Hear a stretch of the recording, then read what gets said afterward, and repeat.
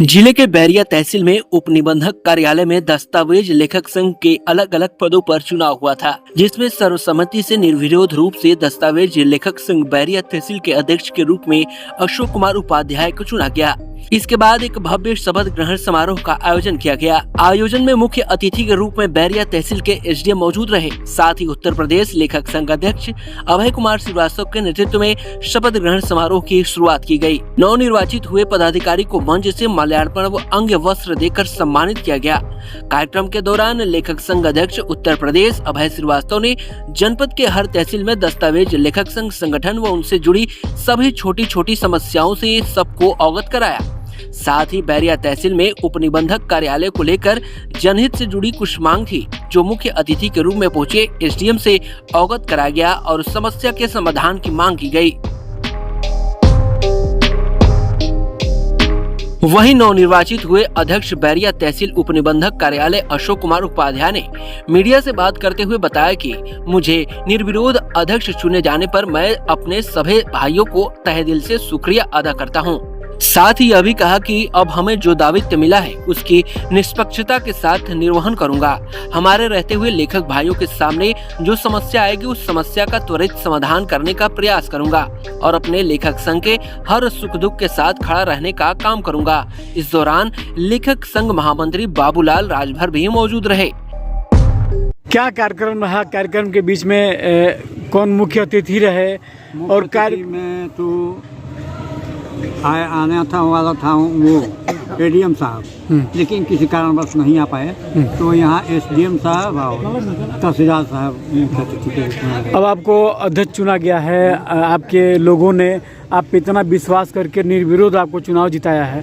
अब आपका क्या लक्ष्य है? कैसे आप उन भाइयों को आप एक साथ समेट के चलने वाले हैं और क्या नया करने वाले हैं उनके लिए? देखिए, जो भी कार्य मेरे सामने आएगा उसको संपन्न करने के लिए मैं प्रयत्न करूँगा। कैसा रहा कार्यक्रम आज का?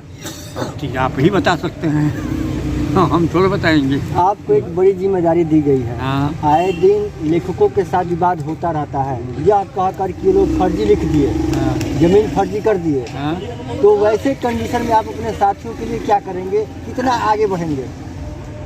ऐसा है, उधर रजिस्ट्रार साहब जो है हमारे, उनसे जो है आदेश करा दिया जाता है कि इस आदमी का, इस लेखक का इस बैनामे में कोई ये नहीं, उनका नहीं। इस रजिस्ट्री ऑफिस में मूलभूत समस्याएं क्या हैं कार्यालय को लेके, या यहाँ से आने तक वहाँ जाने तक क्या समस्याएं हैं सामने आपके? कुछ नहीं, क्या समस्या है? वृद्ध आदमी के लिए थोड़ा समस्या है, क्योंकि है सारा ऊपर। अपने साथियों से अपील क्या करेंगे? भाई जैसा भी बात करेंगे, जैसे भी होगा उनकी समस्या का समाधान किया जाएगा। यानी आप लोगों के साथ हैं? हाँ, ठीक है।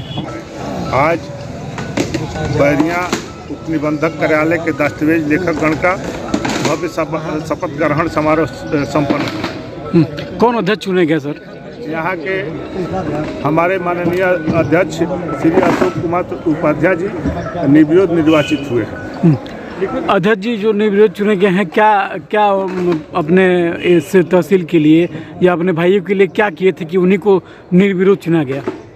बहुत कुछ किए थे उन्होंने, तो वो बुजुर्ग हो गए, हमसे भी बुजुर्ग हैं, और सब सारे दस्तावेजी लेखकों को एक साथ लेकर चले हैं और उनकी बात माने हैं, इसलिए उनको हमारे बैरिया के दस्तावेजी लेखकगण ने उनको अच्छा समझकर चुनाव किया और निर्वाचित किया। कौन मुख्य अध्यक्ष जी, यदि लेखकों की बात की जाए तो इन लोगों पे आए दिन सुरक्षा को लेकर तमाम दिक्कतें आती रहती है, हरदम विवाद के घेरे में लोग रहते हैं, तो प्रदेश सरकार से ऐसी मांग आप लोगों की क्या रहेगी कि जिससे कि आप लोगों की सुरक्षा मुहैया हो सके? नहीं, हमारी कार्रवाई बन रही है, इसी के लिए संगठन मेरा बढ़ता जा रहा है और मैं सरकार के पास जाऊंगा और अपनी मांग मांगूंगा कि हमको राज्य कर्मचारी का दर्जा दिया जाए। आज तक हमको नहीं दिया गया, हमको बैठने की जगह दी जाए, हमको सुरक्षा दी जाए, हमको अनावश्यक केस में न फंसाया जाए और जो है हमको सुरक्षा दिया जाए। इसी माध्यम से हमको आईडी जारी हुआ है और हमको बैठने की जगह दी जाए और उप निबंधक कार्यालय को सुचारू रूप से किया जाए। तमाम दस्तावेज लेखकों के ऊपर मुकदमा भी होता है, उसमें आरोप ये लगता है कि ये लोग गलत लिख दिए हैं,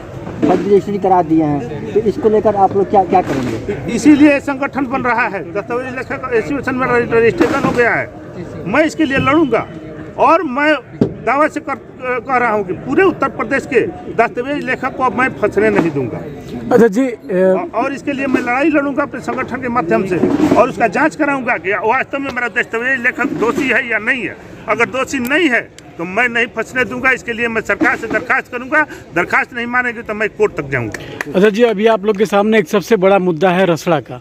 वहाँ के वकील लोग लगातार पर डे धरने पर बैठे हैं वहाँ के रजिस्ट्री ऑफिस को स्थानांतरण करने के लिए। इसको लेके आप लोग की क्या रणनीति है और क्या सोच है? हमारी कोई रणनीति नहीं है, वो मसला खत्म हो चुका है। मैं आपके चैनल के माध्यम से बता दूं, अब कोई बैठता रहे उससे क्या हमको मतलब है। हमको शासन ने और कोर्ट ने आदेश कर दिया है कि उप निबंधक कार्यालय यहीं रहेगा। वहाँ के व्यवसायिक लोगों की मांग है, वहाँ के आम जनमानस की मांग है, उनकी मांग मान ली गई है।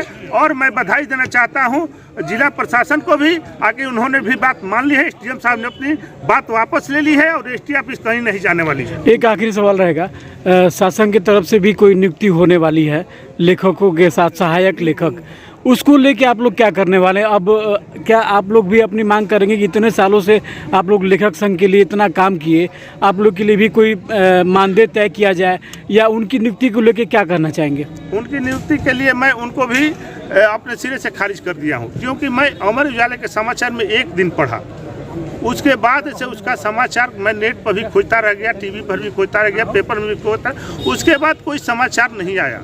इसलिए मैं मन से, अपने मन से सरकार को अंदर अंदर धन्यवाद दे रहा हूँ। आगे शायद उसको सरकार रोक रही है, उसको रोकना भी चाहिए।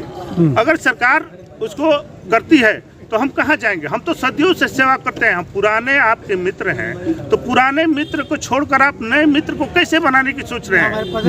और मैं बता दूं कि अगर अभी तक तो कोई बात नहीं है, मैं सरकार को चैलेंज नहीं स्वीकार करने, निवेदन करने आया हूँ आगे इस प्रकरण को आप खत्म कर दीजिए और पुराने मित्र को अपने में जोड़ लीजिए। राज्य सरकार का हमको दर्जा दीजिए, हमको सुरक्षा दीजिए और निबंधक मित्र को कतई मत भर्ती कीजिए। मैं इसके लिए अनुरोध कर रहा हूँ, विनय कर रहा हूँ। यूपी 60 न्यूज के लिए बलिया से विवेक जायसवाल की रिपोर्ट।